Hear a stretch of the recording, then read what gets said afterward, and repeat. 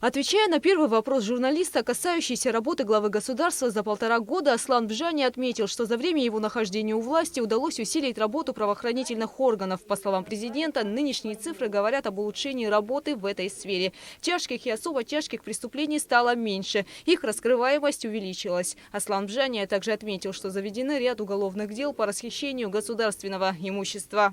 Благодаря нашим правоохранителям мы имеем картину, когда впервые в новейшей истории Абхазии, я по этому поводу не злорадствую, просто докладываю вам факты, привлечены к уголовной ответственности и отбывают реальный срок наказания руководителей, которые расхитили государственное имущество. Кое-кто из них находится в бегах, кое-кто реально сидит в настоящее время в исправительных учреждениях. Несколько уголовных дел предъявлено обвинение. Будет вынесено судебное решение по водоводу в селе Члоу, по тем событиям, которые происходили в онкологическом центре. Я хотел бы проинформировать вас о том, что это очень непростая работа. Хотел бы вам напомнить некоторые такие резонансы преступления, да, связанные с изъятием из преступного оборота огромного количества оружия. В прошлом году, вы помните, было изъято около 2 миллиона 700 тысяч штук боеприпасов. Перед этим, значит, был изъят схрон, в котором находилось огромное количество оружия и боеприпасов, в том числе специальное оружие, самодельные взрывные устройства.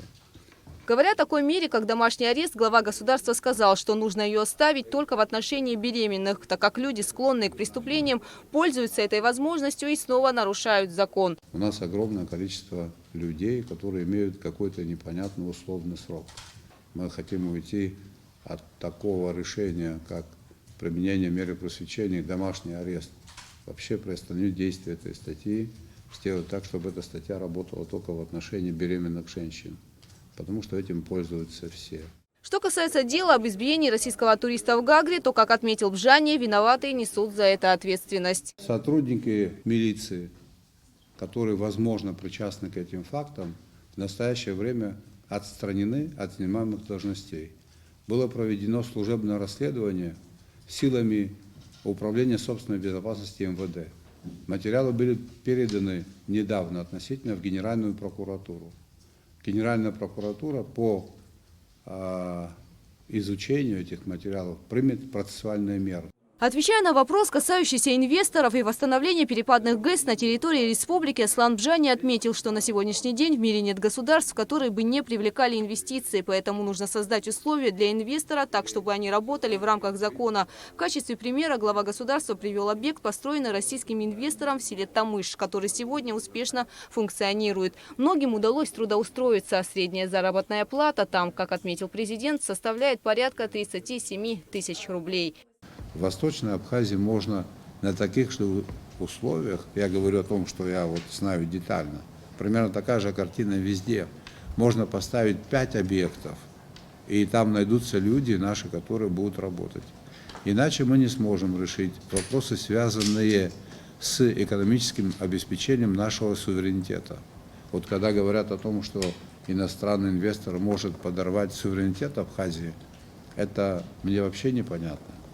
Иностранный инвестор, вкладывая деньги в экономику, обеспечивает экономический суверенитет нашего государства и, как следствие, политический. В некоторых государствах есть отрасли, куда они не пускают иностранных инвесторов. Они носят там особо режимный характер или особо стратегический характер. Такое может быть. Или участие иностранных инвесторов носит дозированный характер. Ну, туристическая сфера или сельское хозяйство, или другие перерабатывающая промышленность. Это не те отрасли, которые мы должны ограничивать.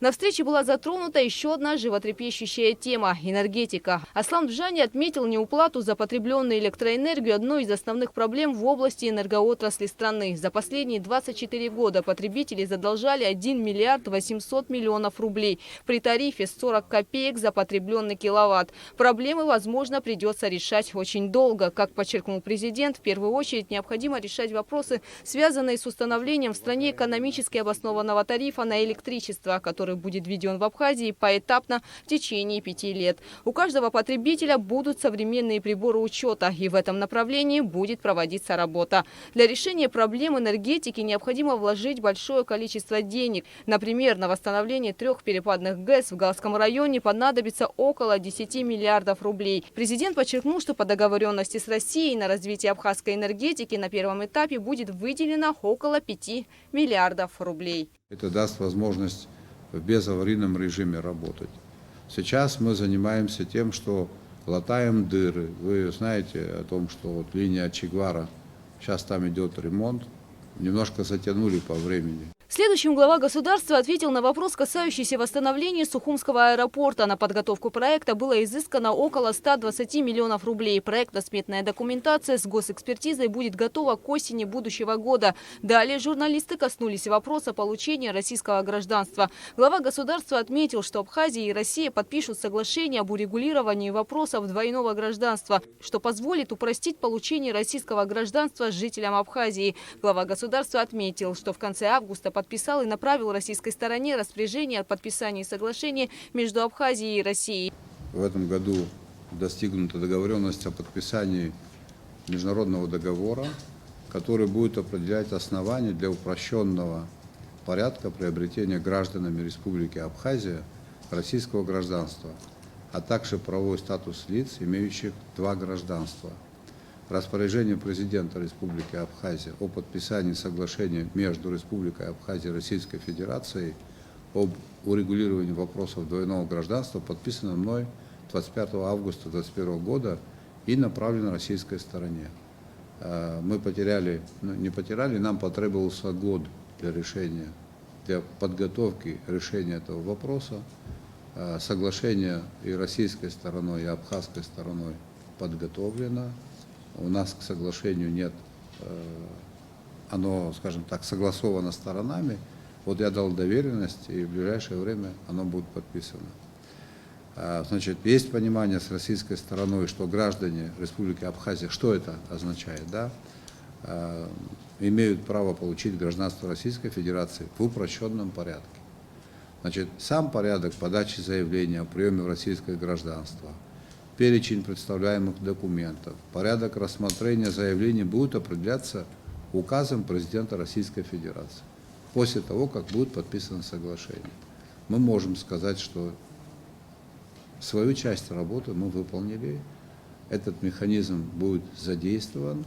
Отвечая на вопросы журналистов, глава государства подчеркнул, что начались работы по освещению автотрассы Очимчира-Сухум. Освещение на дорогах в этом году смогут сделать до села Лабра. Что касается Ткварчалской больницы, то в эксплуатацию она будет введена в этом году. На встрече также был затронут еще ряд других вопросов. Они касались здравоохранения, туризма, борьбы с незаконными потребителями электроэнергии, программы социально-экономического развития. Гугу Савардания, Алексея Гухава, Саида Гухава, Абхазское телевидение.